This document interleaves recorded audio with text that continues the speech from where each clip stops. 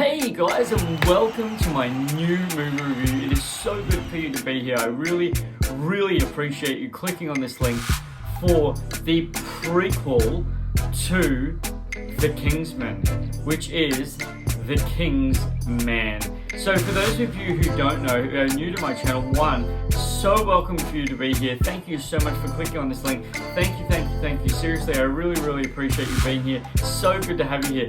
And two, for those of you who don't know, you're about to know, guys, I don't actually do any spoilers in my movie reviews whatsoever. I always go around them and make sure that I give you the full context of the movie review that I'm talking about without spoiling anything for you guys at all.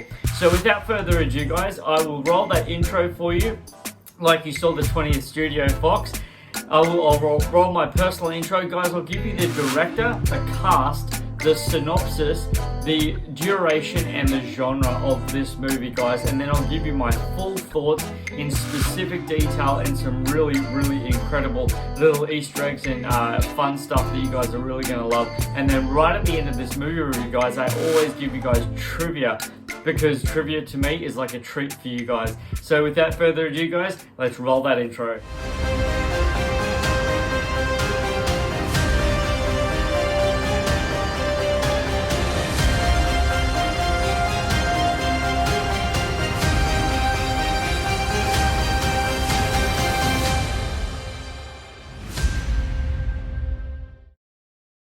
And back to direct, we have Matthew Vaughn, who also directed The Kingsman, The Secret Service, 2014, The Kingsman, The Golden Circle, 2017, and now The King's Man, 2022. And the cast for The King's Man, first up we have Ralph Fiennes, who plays the character of Orlando Oxford.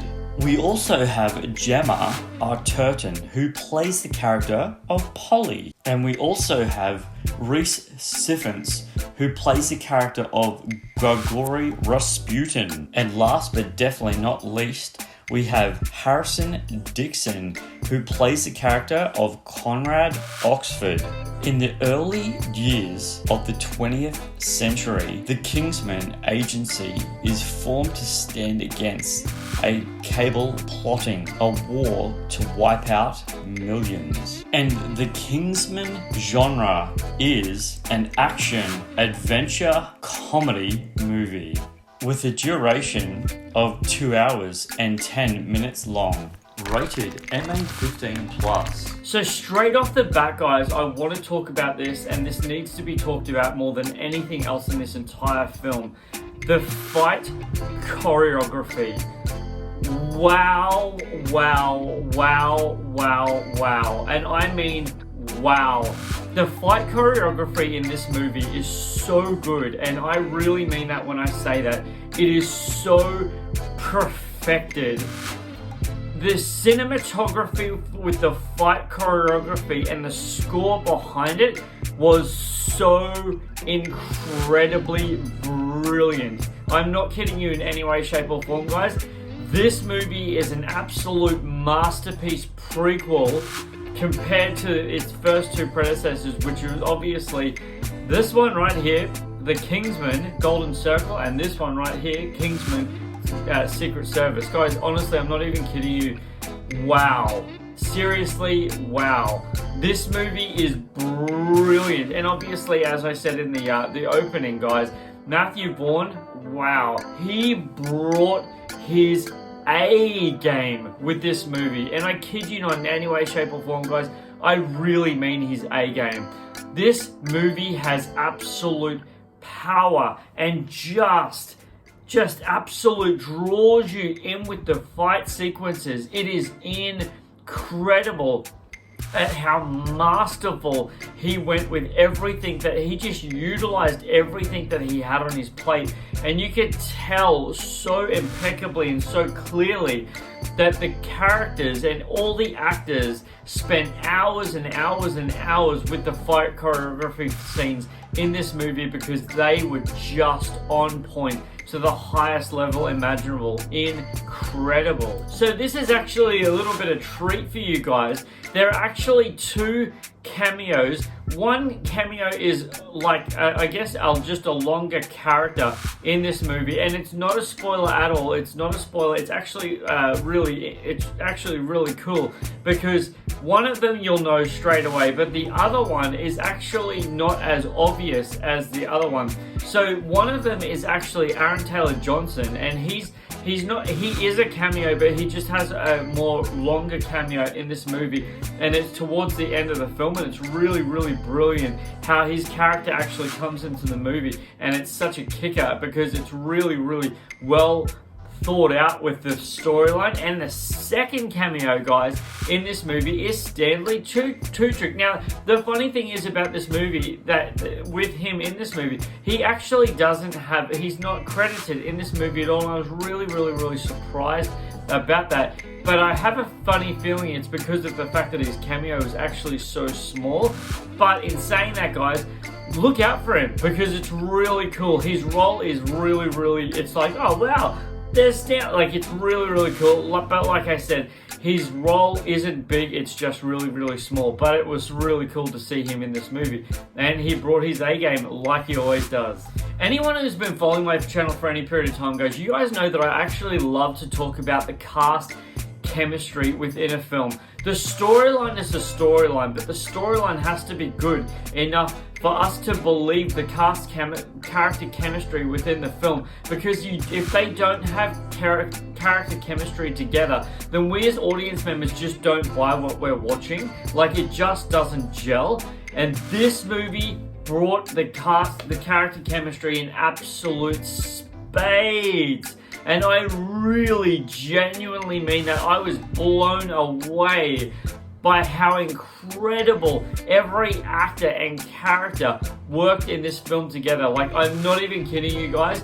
That was one of the things in this movie that I just thought worked magically. Like, it was just outstandingly spectacular.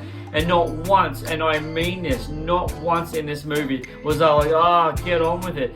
It really, really, really held its weight under what it was to present, specifically because of the fact that this was a prequel movie. So realistically, this had a lot of weight to stand up to, and man, did the characters bring it in this movie impeccably. The thing that I was actually a little tiny bit worried about in this movie, guys, and not in a bad way, but it was actually the storyline. And because of the fact of the first two movies, sometimes it's hard to go back to even make it a prequel, because if the prequel doesn't work, then it's not going to connect into the next two movies. And speaking of that, guys, for those of you who don't know, just letting you know now that this movie does actually have a post-credit scene, and the post-credit scene, oh my gosh, the post-credit scene has the biggest kicker at the end of it that will make you literally, I literally went, whoa, no way.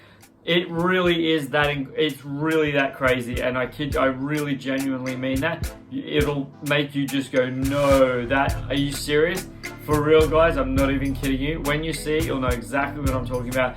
But like I said, the storyline, and it feels like they're going to make another one after this, again, as a prequel to the first movie, but like as in a sequel to this movie. That's what it feels like, because that's how they ended this movie. Again, guys, impeccable storyline, unbelievable. I'm not even kidding you guys. It was outstanding, seriously brilliant. I don't know if this is a bad thing. I don't know if it's a bad thing. But after the birthday cake sequence, when they actually sing happy birthday to Harry, this isn't a spoiler, just letting you know, I actually felt like the next sequence of scenes after that, I felt like it was the end of the movie. It was not even close to the end of the movie. But just the way that the movie sat after that, it really, really felt like it was the end of the movie. So when that sequence comes just giving you the heads up, guys, it's not the end. In fact, it's so far from the end, it's not even funny. But I felt like it was over after that sequence, and I thought to myself, why? I really kind of questioned the why they did that, why they made it just sort of sink a little bit, like it almost was like a crescendo, like the ending of it. But yeah, so when it comes to the birthday sequence, guys, just a heads up, the movie is nowhere near finished. Just a FYI. Another sequence in this film, guys, is actually a shocking and intensely shocking sequence in the trenches. I did not see that coming at all. In fact, not only did I gasp because I did not see that sequence coming at all, several audience members at the same time literally went, whoa! Like, it was, and you're like, no, that didn't just happen. Yeah, it really just happened. For those of you who've seen the movie, you'll know exactly what I'm talking about. And those of you who haven't seen the movie and you're gonna go see it, the trenches sequence, wow. Like, right? Far out. Honestly, guys, it takes you by complete surprise and you do not see it coming at all. So I don't really talk about this in depth in my movie reviews, but I feel like I need to in this movie review, and that is the score of this movie. Wow. And I mean, wow. The score for this film is dynamically, impeccably brilliant on magnitudes of just wowness. For real, guys. I kid you not in any way, shape or form. The score for this movie is spectacular. Seriously. Oh my gosh. I'm not kidding you guys. You are going to be just so mesmerized by how brilliant the score is in this film, because it is incredible. It has just such impact to it and such gravitas to it and just such magnitude in the most incredible way possible. Seriously. This movie genuinely, guys, has literally the best, and I mean the best camera angles and editing I've seen in a movie in the longest time. And I'm not kidding you at all. The editing of this movie was totally flawless. And I don't really even talk about that much in my movie reviews because it's kind of a given. Like a mass movie like this should have impeccable editing and stuff like that. And sometimes movies don't, but they're just so overdone with it, you kind of forget about it. This movie's editing and the sequencings, literally sequencings, were so good, were so unbelievably powerful on the most amazing, incredible brilliance, and in a movie that I haven't seen for a minute. I was so impressed. And this is another one that I don't really talk about that often, guys. I really don't. But actually the fading between scenes. So, like, for example, this is just a small example of one of the fading that I was so unbelievably impressed with. The camera would fade into, say, hypothetically, a red cloth, and then fade out from the red cloth, and we'd be completely somewhere totally different. And just the way that they did it, and the grain of the fabric of what it pulled out from, oh my gosh, it was so good. And I kid you, I really genuinely, authentically mean that, guys. It was absolutely brilliant. And speaking of brilliant, guys, does TheKing'sMan should I say, have in its core element? This is what I like to ask my audience members, because seriously, it really is the question that needs to be asked in film, because honestly, if it doesn't have this, then we can't rewatch it, which I like to call, guys, in my humble personal opinion, guys, does TheKing'sMan have in its core element, the thing in its essential DNA, the thing that needs for us as audience members to go back days, months, years, decades, centuries, millenniums later, which I like to call in 3, 2, 1, guys, you know exactly what I'm about to say right now. Guys, rewatchability. Does TheKing'sMan have rewatchability? And that, I say to you guys, that's not even a question. Oh my gosh, yes, absolutely. absolutely impeccable rewatchability in spades, beyond recognition, guys. This movie is a definite must-watch in the most highest level of cinematic genius and brilliant score, storyline, and all of it, guys, and impeccable casting and character chemistry. Full on, guys. This movie is absolute a must-watch. So without further ado, guys, I love to end my movie reviews with a bit of trivia. That's right. Oh, nightmare trivia, guys. Because I like to treat you guys with trivia. And you know why? Because in my personal opinion, I think that trivia, guys, in a movie review is like icing on a cake. Oh, man. And I love cake. Wow, do I love cake. Woo! So what time it is? That's right, guys. Guys, it's trivia time. This movie was delayed from the 15th of November 2019 to the 14th of February 2020.